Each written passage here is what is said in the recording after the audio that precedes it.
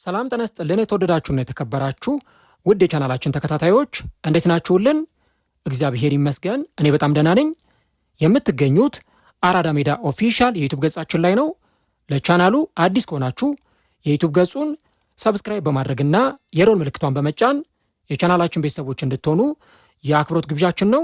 እንዲሁም ዩቲዩብ ፕሮግራሙን ለበርካታ ተመልካቾች እንዲያደርሰው ቪዲዮውን ላይክ እያደረጋችሁ መጀመራችሁን አስታውሱ። የአራዳ ሜዳ ኮሜንታተር ተስፋ ወርቅ ሉል ሰገድ አብሬያችሁ ቆይታ አደርጋለሁ። ፈጣሪ ፈቅዶ በዚህኛው ፕሮግራማችን ላይ ከእናንተ ጋር ዳግም ተገናኝተናል። ቀደም ሲል የ1998ቱን የዓለም ዋንጫ የዴኒስ ቤርካምፕን ጎል የሚያስታውስ አስገራሚ ፕሮግራም ሰርቼ አቅርቤላችኋለሁ። ይህንን ፕሮግራም እንድትመለከቱት በአክብሮት ጋብዛለሁ። በዚህኛው የፕሮግራማችን ክፍል ደግሞ በአርሰናል በኩል የተጎዱ ተጫዋቾችና ከብሔራዊ ቡድን የመቅረታቸውን ጉዳይ የምንመለከት ይሆናል ማለት ነው። እንግዲህ ጊዜው እንደምታውቁት የኢንተርናሽናል ብሬክ ወይም ደግሞ የዓለም አቀፍ ጨዋታዎች እረፍት ወቅት ነው። እናም በዚህ የኢንተርናሽናል ብሬክ ወቅት ክለቦች ለብሔራዊ ቡድኖቻቸው ተጫዋቾቻቸውን ለመልቀቅ ተገደዋል። ስለዚህ በበርካታ ክለብ ውስጥ የሚገኙ ተጫዋቾች እንግዲህ ብሔራዊ ቡድኖቻቸውን ለመቀላቀል እንቅስቃሴዎችን እያደረጉ የሚገኙበት ጊዜ ላይ እንገኛለን ማለት ነው። እንግዲህ አርሰናልም በሳምንቱ መጨረሻ ከማንቸስተር ሲቲ ጋራ በዌምብሌይ ስታዲየም ወሳኙን የካራባኦ ካፕ የፍጻሜ ጨዋታ ካከናወነ በኋላ የመድፈኞቹ አንዳንድ ተጫዋቾች ብሔራዊ ቡድኖቻቸውን እየተቀላቀሉ ነው የሚገኙት።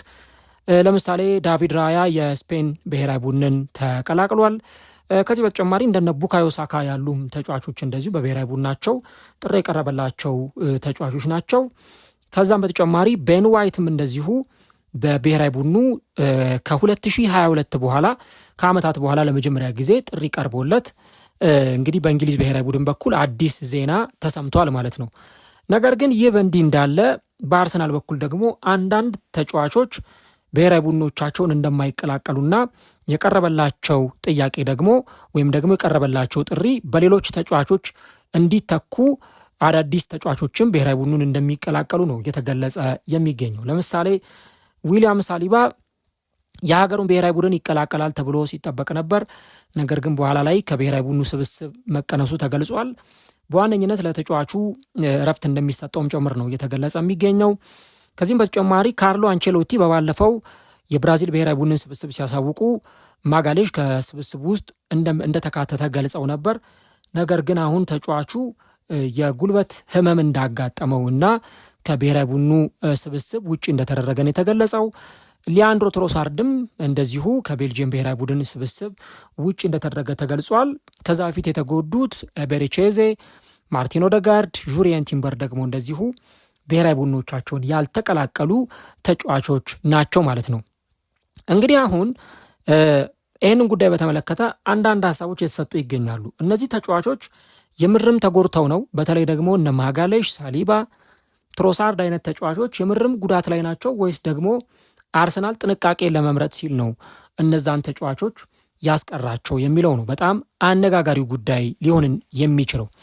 እንግዲህ እንደምታውቁት በዓለም አቀፍ እግር ኳስ ሕግም በፊፋ ማለት ነው ክለቦች ለብሔራዊ ቡድኖች ተጫዋቾችን አንልክም የማለት መብት የላቸውም። በየትኛውም መንገድ ሲጠየቁ ሀገራዊ ግዴታ እስከሆነ ድረስ ክለቦች ለብሔራዊ ቡድኖች ተጫዋቾችን የመላክ ግዴታ አለባቸው። ነገር ግን ደግሞ አንዳንድ ጊዜ ኮንዲሽኑ ሊቀያየር ወይም ደግሞ አይነቱ ለየት ሊል ይችላል። ምክንያቱም ለምሳሌ አሁን የሆነ ወቅት ላይ ጋብርኤል ሄሱስ ከዓመታት በፊት በአርሰናል ቤት ጉዳት ላይ ነው ተብሎ ለረጅም ጊዜ ከሜዳ ርቆ ነበረ። ነገር ግን የብራዚል ብሔራዊ ቡድን እኛ ተጫዋቹን በራሳችን ጠርተን ሕክምና ልናደርግለት እንፈልጋለን፣ ስለዚህ ከስብስብ ውስጥ አካተነዋል የሚል ጥያቄ አቅርበው ነበር እና እንዲህ አይነት የኮንዲሽን ለውጦች ሊኖሩ ይችላሉ። ከዚህም በተጨማሪ ደግሞ አሁን የተወሰኑ ብሔራዊ ቡድኖች ካልሆኑ በስተቀረ አብዛኞቹ ብሔራዊ ቡድኖች የሚያከናውኑት የወዳጅነት ጨዋታ ነው። ለምሳሌ አሁን በአፍሪካ ብትመለከቱ እንደ ኢትዮጵያ፣ ኤሪትሪያ ያሉ ሀገራት ማጣሪያ ያከናውናሉ። ወደ አፍሪካ ዋንጫው ማጣሪያ የ2027ቱን የአፍሪካ ዋንጫ ለመሳተፍ ገና ማጣሪያ ውስጥ ለመግባት ማጣሪያ የሚያደርጉ ናቸው። ከዚህ በተጨማሪ እንደነ ጣሊያን ያሉ ብሔራዊ ቡድኖች ደግሞ በአፍሪካም እንደነ ዴሞክራቲክ ኮንጎ ያሉ ብሔራዊ ቡድኖች የፕሌይ ኦፍ ወይም ደግሞ ወደ ዓለም ዋንጫ ለመግባት የመጨረሻ የፕሌይ ኦፍ ጨዋታቸውን የሚያከናውኑ አሉ። ከዛ በስተቀር ግን አሁን አብዛኛው ጊዜ የብሔራዊ ቡድኖች የማጣሪያ ጨዋታ ሳይሆን የወዳጅነት ጨዋታ ነው የሚከናወነው በጣም ከሚቆጠሩ ሀገራት በስተቀር። ስለዚህ አሁን ሀገራት ለዓለም ዋንጫ ዝግጅት ለሌሎችም ነገር እንዲረዳቸው የወዳጅነት ጨዋታ የሚያደርጉበት ወቅት ነውና እነዚህ ወሳኝ የሚባሉ ተጫዋቾች ብሔራዊ ቡድኖቻቸውን ባይቀላቀሉም ያን ያክል የሚፈጠር ዳሜጅ ብሔራዊ ቡድኑ ላይ ይኖራል ተብሎ አይጠበቅም። ለምሳሌ እንደው ግልጽ በሆነ አማርኛ ብንመለከተው ነገሩን ማጋሌሽ ለሀገሩ ብሔራዊ ቡድን አሁን እንኳን ባይጠራ ለዓለም ዋንጫው የሚጠራ ተጫዋች እንደሆነ ግልጽ ነው፣ የማይቀር ጉዳይ ነው። ምክንያቱም አሁን በዓለማችን ላይ ከሚገኙ ምርጥ የሀገሬው ተከላካይ መስመር ተጫዋቾች መካከል አንዱ እርሱ ነው። ሳሊባንም ብትመለከቱ በተመሳሳይ ነው። መቼም ሳሊባን ድሮፕ የሚያደርግ አሰልጣኝ ይኖራል ተብሎ አይጠበቅም። ስለዚህ እነዚህ ተጫዋቾች ራሱ ሊያንድሮ ትሮሳርድም ብሔራዊ ቡድኑን እንኳን ባይቀላቀል ምንም የተለየ ነገር ላይፈጠር ይችላል አሁን ምክንያቱም የወዳጅነት ጨዋታ ስለሆነ የሚያከናውኑት። ከዚህ በተጨማሪ ደግሞ አርቴታ ስጋትም ጭምር አለበት። ከዚህ ቀደም አምና ወይ ካቻምና ይመስለኛል ቡካዮ ሳካ እንደዚሁ ለእንግሊዝ ብሔራዊ ቡድን የወዳጅነት ጨዋታ ሲያደርግ ተጎድቶ የተወሰኑ ጨዋታዎች አምልጠውት ነበር። በዚህም ዓመት እንደምታስታውሱት ሴኔጋል ከብራዚል የወዳጅነት ጨዋታቸውን ሲያከናውኑ ማጋሌሽ በወዳጅነት ጨዋታ ላይ ጉዳት አጋጥሞት ለተወሰኑ ጊዜያት ቢያንስ እስከ 2 ወር ለሚጠጋ ጊዜ ጉዳት አጋጥሞት በርካታ ጨዋታዎች አምልጠውት ነበር እና ይህ አርቴታንም ሆነ አርሰናሎችን እጅግ በጣም የሚያስቆጭ ነው። ምክንያቱም ለማጣሪያ ጨዋታ እንኳን ቢሆን የተጎዳው እንደው አሳማኝ ነው ሊሉ ይችላሉ። ግን ለወዳጅነት ጨዋታ ወይም ደግሞ ፍሬንድሊ ጌም ለማድረግ ደግሞ ተጫዋቾቻቸው ሲጎዱባቸው እጅግ በጣም አስቸጋሪ ሊሆን ይችላል እና አሁን አርሰናል እንደምታውቁት ለሶስትዮሽ ዋንጫ እየተፎካከረ ያለ ቡድን ነው። ኤፍኤ ካፕ እና ቻምፒየንስ ሊግ ሩብ ፍጻሜ ደርሷል። ፕሪሚየር ሊጉን ለማሳካት 7 ጨዋታዎች ብቻ ናቸው የቀሩት። ስለዚህ እንዲህ ባሉ ወቅቶች ላይ አሁን ተጫዋቾችን ለብሔራዊ ቡድን ልከው በወዳጅነት ጨዋታ ላይ ቢጎዱ ወሳኝ ሰዓት ላይ እነዛን ተጫዋቾች ላያገኟቸው ይችላሉና በተለይ አሁን በአርሰናልም በኩል የተደረገው አንዱ ትልቁ ነገር ወሳኝ ተጫዋቾቻቸው እንዲቀሩላቸው ያው ጉዳት ነው ምናምን የሚሉ ሰበቦች ተሰጥተዋል። ግን እንደዛም የሚባልበት ትልቁ ምክንያት ተጫዋቾቹ የምርም ተጎድተው ላይሆኑ ይችላል። እንደውም በባለፈው የኖርዌይ ብሔራዊ ቡድን አሰልጣኝ ስሎባኬን አንድ አስተያየት ሰጥተው ነበርና የማርቲን ኦዴጋርድ ጉዳት ሲሪየስ አይደለም እና በእርግጠኝነት ዓለም ዋንጫ ላይ ከሙሉ ፊትነሱ ጋር አብሮ ይመጣል የሚሉ ሀሳቦቻቸውን ሲሰጡ ነበር። አሁን በኖርዌይ ብሔራዊ ቡድን በኩል ለሃላንድ ረፍት ተሰጥቶታል ተብሏል። ለምን? ለዓለም ዋንጫው ዝግጁ ሆኖ በደንብ ፍሬሽ አድርጎ እንዲመጣ ከማሰብ አኳያ ነው እንደዚህ አይነት ነገሮች እየተደረጉ ያሉትና የብሔራዊ ቡድን አሰልጣኞችም ሆኑ የክለብ አሰልጣኞች ጥቅሞቻቸውን ያስባሉ። ተጫዋቾች በዚህኛው ጨዋታ ላይ ቢሰለፉ ባይሰለፉ የትኛው ነው የተሻለ አማራጭ ሊሆን የሚችለው የሚለውን ጉዳይ በተመለከተ ኦፕሽኖቻቸውን ይመለከታሉና አሁንም በአርሰናል በኩል እየሰማን ያለነው እንዲህ አይነቱን ዜና ነው። በተለይ ደግሞ ሳሊባና ማጋሌሽ ከዚህ በኋላ በቀሪው ሲዝን ለአርሰናል እጅግ በጣም የሚያስፈልጉ ተጫዋቾች ናቸው። እጅግ በጣም የሚያስፈልጉ ተጫዋቾች ናቸው። በፍጹም ሳሊባን ወይ ማጋሌሽን ሚስ ማድረግ ማለት በቀሪዎቹ ጨዋታዎች ላይ አርሰናል በሚያደርገው የሶስትዮሽ ዋንጫ ጉዞ ላይ የሆነ እንቅፋት እንደማቆም ነው የሚቆጠረው።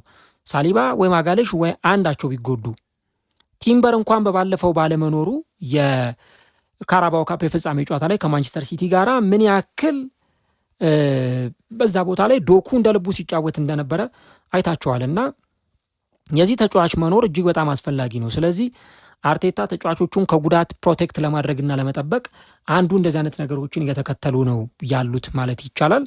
ቀሪው ጊዜ በተለይም አሁን ለኢንተርናሽናል ብሬክ የሄዱትም ተጫዋቾች ሲሄዱ የአርሰናል ደጋፊዎች የሚመኙት ተጫዋቾቻቸው አንድም ጉዳት ሳያገኛቸው በሙሉ ጤንነታቸው ተመልሰው መጥተው ክለባቸውን እንዲያገለግሉ ነው። አሁን እንግዲህ አርሰናል በኤፕሪል 4 የኤፍኤ ካፕ ጨዋታውን ከሳውዛምፕተን ጋር ካከናወነ በኋላ በቻምፒየንስ ሊግ ደግሞ ስፖርቲንግን ይገጥምና በፕሪሚየር ሊጉ ቦርንመዝን ገጥሞ ከእንደገና ከስፖርቲንግ ጋር የመልስ ጨዋታውን ያደርጋል ኤምሬትስ ስታዲየም ላይ። በኋላ ላይ ደግሞ ኤፕሪል 19 ወሳኝ የሆነውን ጨዋታ ከማንቸስተር ሲቲ ጋራ በፕሪሚየር ሊጉ የሚያከናውን ይሆናል። ስለዚህ አርሰናል ያሉበት ፊክስቸሮች ቀላል የሚባሉ አይደሉም ከዚህ በኋላ ከፊት ለፊቱ የሚጠብቁት ጊዜያት። ስለዚህ ያ መሆኑን ተከትሎ ተጫዋቾች የሚጎዱባቸውን ነገሮች በተለይ እንዲህ አይነት የወዳጅነት ጨዋታዎች ወይ ደግሞ የፕሪሲዝን ጨዋታዎች ለአርሰናሎች ለተጫዋቾች በተለይ ደግሞ ለጉዳት ሊያጋልጣቸው የሚችል ሊሆን ይችላል። የወዳጅነት ጨዋታ ላይ ተጫዋቾች አይጎዱም ብለን እርግጠኛ ሆነን መናገር አንችልም። ምክንያቱም ፕሪሲዝን ላይ ወይ ደግሞ እንደዚህ ባሉ ጨዋታዎች ላይ የአቋም መለኪያ ጨዋታዎች ላይ እየቀለዱ ወይም ደግሞ እየተዝናኑ አይጫወቱም። ሲሪየስ የሆነ ጨዋታ ነው የሚያደርጉትና ምናልባት በዛ መሃል ደግሞ ጉዳቶችም ሊያጋጥሙ ስለሚችሉ ያን ነገር በደንብ አርቴታ ማኔጅ ማድረግ የፈለገ ይመስላልና ተጫዋቾቹም በደንብ እረፍት እንዲያደርጉ በተለይ ማጋሌሽ እና እነ ሳሊባ በደንብ እረፍት አድርገው ቢያንስ ይችን ወደ 2 ሳምንት የምትጠጋ ጊዜ ያ 2 ሳምንት እንኳን አይሞላም፣ ግን ቢያንስ ወደ 2 ሳምንት የሚጠጋ ጊዜ በደንብ ተጫዋቾቹ አርፈው ያላቸውን አቅም አሰባስበው ለመጨረሻው የፕሪሚየር ሊግ የዋንጫ ፉክክር ለቻምፒየንስ ሊግ እና ለኤፍኤ ካፕ የዋንጫ ውድድር እነዚህ ተጫዋቾች እንዲቆዩ የማድረጉ ነገር በጣም የተሳካ እንዲሆንላቸው የማድረግ ሀሳብ ነው ያለውና እንግዲህ ያንን ነው እየተመለከትን የምንገኘው። ተጫዋቾቹ የምርም ተጎድተዋል ለማለት ምናልባት ተጨማሪ መረጃዎችን ከአርቴታ በኩል መስማት አለብን።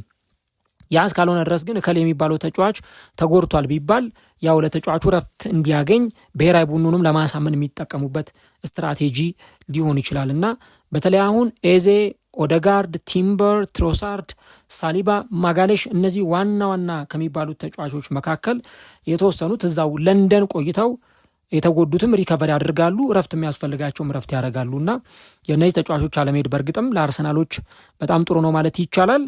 እናንተስ በዚህ ጉዳይ ላይ ምን ትላላችሁ?